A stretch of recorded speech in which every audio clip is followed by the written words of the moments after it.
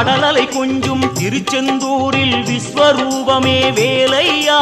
பழமுதி சோலை அறுபடை வீடும் புண்ணிய தரிசனம் முருகையா திருநீர் அணிந்து வரும் போது நெஞ்சில் நிம்மதி பிறக்குது கந்தையா சுகனே சிவனார் மகனே உன்னை பாட பாட சுகமாகுதையா வேல் முருகா அரோகரா அரோகரா வேல்